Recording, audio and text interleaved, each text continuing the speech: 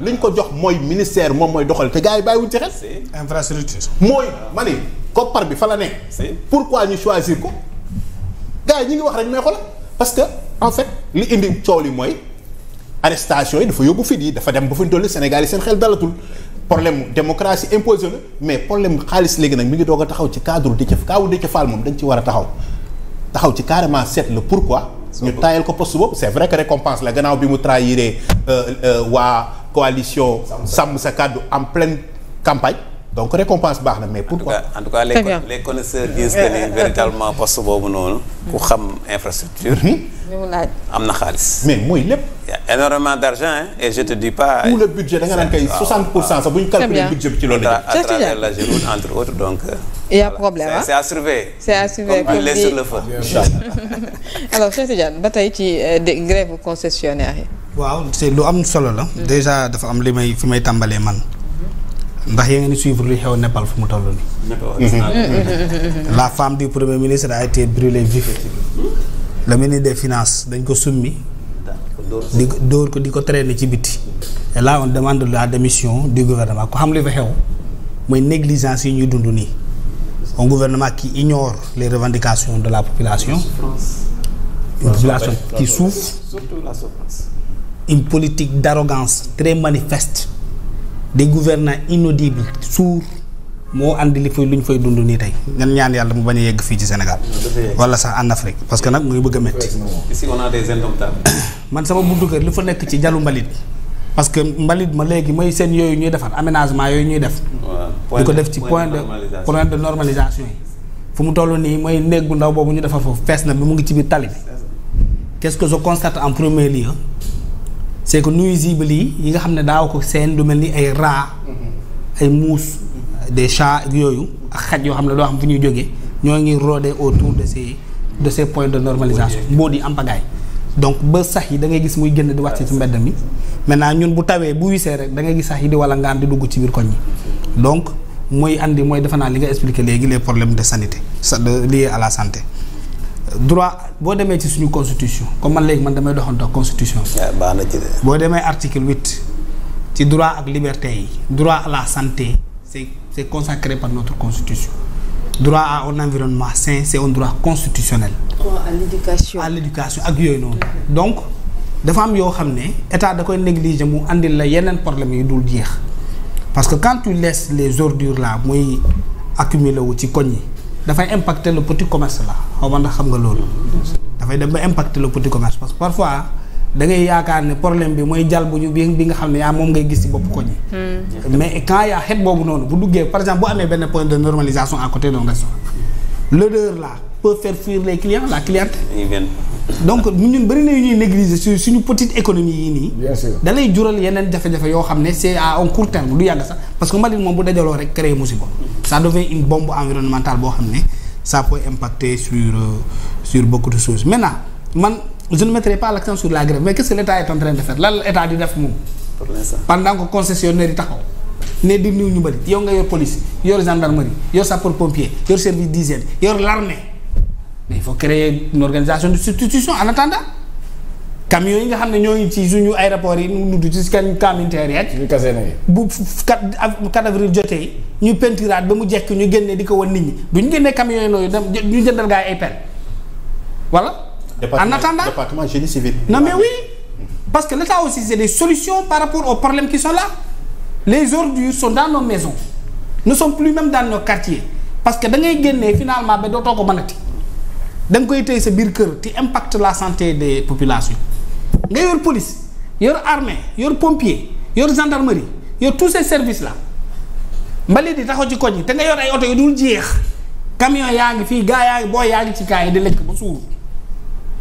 yaa ngi dëgg quand il y a des urgences l'État doit prendre des mesures urgentes man loolu laa gëm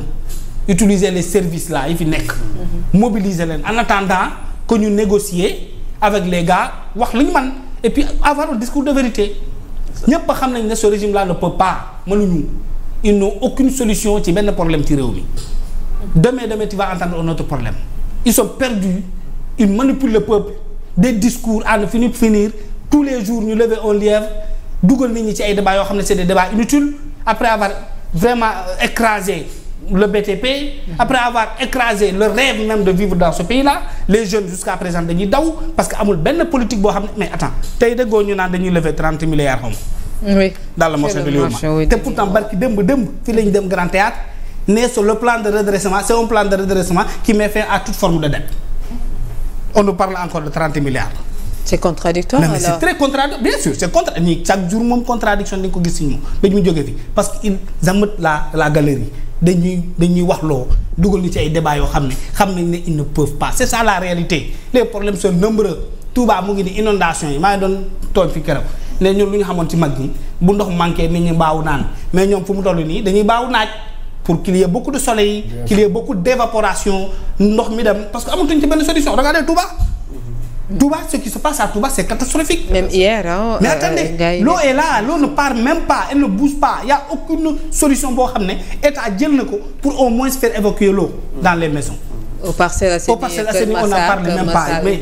les problèmes sont là notre état observe. C'est quoi? C'est un président de la République bien dinañ ko saluer duñ ko bañ qui appelle une équipe nationale alors que yow tu as des urgences plus importantes maa ngi gis Guy Marius Sagna di attaquer le président Macky Sall di ko naan waaye match bi dem di def mais vidéo bu yàgg la yéen waaw même bu dee ñoom bàyyi la dañoo bari daa mel ni le président da leen tiital Macky Sall nag vraiment nag quand même il fait une solution tu as vu la comparaison qu'il a fait mais on peut faire la même comparaison yow sa président mu ngi woo équipe nationale di joxe ay solution lu tax du leen woo jox leen solution pour ndox mi nga xam ne mu ngi Touba te loolu moo xew loolu mooy actualité suñu ko ñu yëpp salté président bi toog lu tax woowul concessionnaire yi defal leen dalal leen au moins dalal seen xel ne la nous allons prendre des solutions sa waay fii wax ji moo bari ñi amuñu benn solution ci dara c'est un gouvernement qui subit jusqu'à ce que problème bi disparaître naturellement tout bonnement c'est pas parce que l'État a trouvé des solutions noonu la ñuy nekkee ak ñoom ba 2029 malheureusement yaa ngi dégg tu peux pas avoir une armée aussi nombreuse que celle que nous avons et puis on a les ordures dans les quartiers parfois il y a des services civiques que l'armée mène pour faire face à des urgences temporaires qui sont là et qui sont existentielles mais déedéet fii la ñuy nekk di négocier wala sax di jaay ngande ne la mënuñu l'État a toutes les solutions parce que dañu am pétrole ak gaz lu ñu fi deful mbon rek moo tax defuñu ko ak soxor parce que ni on a de l'argent man mënu ma comprendre dëkk boo xam ne dafa am pétrole am gaz ñuy wax ne mënuñu ay question de 20 milliards 30 milliards ils ont de l'argent 30 milliards yooyu ñuy la bu ñu ko dugaloon ci mbalit ne ak yooyu day régler problème yëpp pendant 10 ans devant nous c'est ça la vérité parce que les milliards yi ñu jëloon gars yi déggoo ci 50 milliards da nga dégg 50 milliards